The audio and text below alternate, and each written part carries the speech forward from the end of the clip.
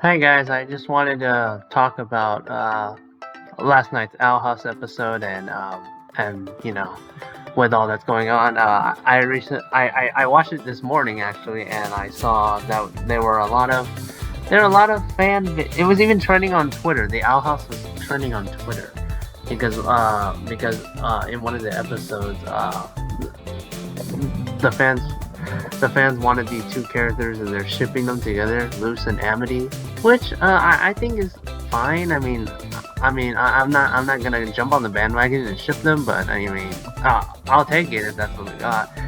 So it prompted some articles from this week's episode, which was called "Enchanted Grom Fright," where Luce goes to Grom, the Boiling Isles version of prom. Which is definitely a lot different from our real proms and stuff like that. She has to face her biggest fear. I'm not gonna spoil it here. I think you should watch it. But anyways, I still wanted to go over with the confirmed bisexual character and what it means for Disney and LGBTQ.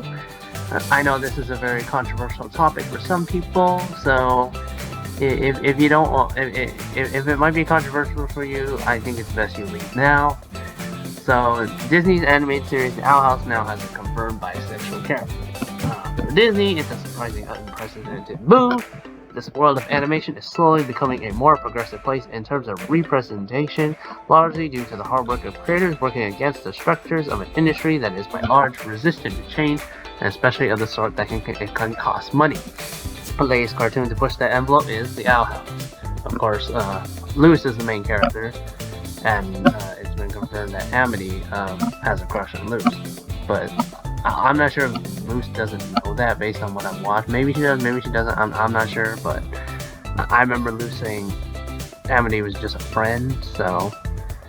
But The Owl House is a children's cartoon on the Disney Channel, which features the show's first main LGBTQ character for Disney Channel. As I said, it's Amity who's demonstrating the show, and confirmed by the creator Dana Terrace, who is bisexual, which makes her one of the first LGBTQ leading characters Disney's ever had, and maybe the first even in, no, it's not the first in traditional animation. I mean, back in 2009, you had it might be one of the first kids, but you also have Steven Universe, you have Archer. Archer has an LGBTQ main. To offer a narrative recap, Amity begins at odds with Luce, her former rival. Luce is a girl trapped in an alternate dimension. Well, she's not really. Well, I guess I'm not sure if she's trapped. Ida let her go back, but she wanted to stay and going to school there, where she befriends rebellious witches, tiny warriors, and other magical beings. We learn that school has a prom. Not only is it prom, it's Grom, and Grom is an ancient monster that the Grom Queen must defeat to defend her title and the safety of Texas. During this course of this recent episode, Amity becomes the Grom Queen and Luce takes her place because Amity is scared to conquer her fear, and we learned that Amity's biggest fear was to ask Luce to be her date to the Grom. Her date, which was framed in such a way that it's fairly clear that her feelings are more than platonic. And then on Twitter, Dana Terrace confirmed that she's bisexual and she wants to write a bisexual character, and eventually she was able to, because back in 2012, according to Alex Hirsch himself, Gravity Falls, when he was making Gravity Falls, Disney didn't let him use LGBTQ representation. And he said the happiest place on earth meant straightest. But thanks to Dana Terrace and the team, they're explicitly LGBTQ animated main characters on Disney television, which he is proud and happy to say that. And now in 2020, there's no note at all. As you can see here, it says inappropriate for channel. Please revise, call it to discuss. Props are due. This time, Disney, you did good. And I agree.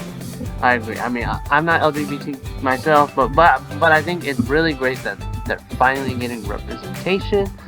I'm hoping that it would go more into males, because so far it's really only females. In terms of kids animation, because like I say, Archer's adult animation, but it does have an LGBT main as the male. LGBT content still bears a meaningful financial risk for networks, as it can lead to international censorship, though it's questionable whether making LGBT creators bear the brunt of that uncertainty by forbidding certain content is the best way to handle particular problems. and Disney in particular can be rather censorious about anything it deems controversial, to the extent of lightly editing movies, appearing on the Disney Plus platform to remove minor sexual content. And according to the creator of Owl House, Dana Terrace, that was initially the case for Disney, though unknown factors changed over time, maybe due to the success of other shows like Steven Universe, leading the change in queer representation, and eventually support manifest among the current Disney animation lineup and leadership.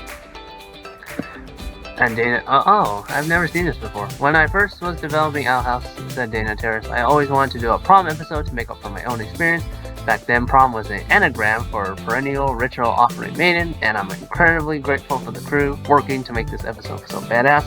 In development, I was very open about my intention to put LGBT kids in the main cast. I'm a horrible liar, so sneaking it in would have been hard. When we were greenlit by Disney, I was told by Disney that we could not represent any form on the channel. And of course, that's changed, with all that's going on. But whatever the internal reason, it's a welcoming sight. And I hope that it's something more that comes to Disney.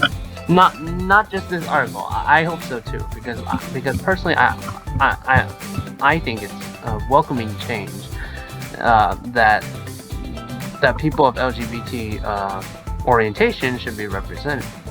I mean, and it's coming definitely a long way. That really started in kids animation with Steven Universe. I'm not a fan of Steven Universe. I never liked the show, but I will give it props and respect for paving the way for Owl House to do it for Disney. Now I haven't watched Nick's lineup in a very long time, so I'm not sure what they're doing. But I hope I hope soon that eventually this will be something normalized, and eventually this won't even stand out. It could just be a thing, kids or adult animation, just be a thing overall. I mean, we have a lot in adult animation with The Simpsons. Well, I mean, if you count recurring characters in The Simpsons and Family Guy, like Quagmire's dad or Marge's sister Patty, they're recurring characters though. The only main one I know is Archer's coworker Ray. He's the only one that I know is gay in an adult cartoon. At least from what I've seen, because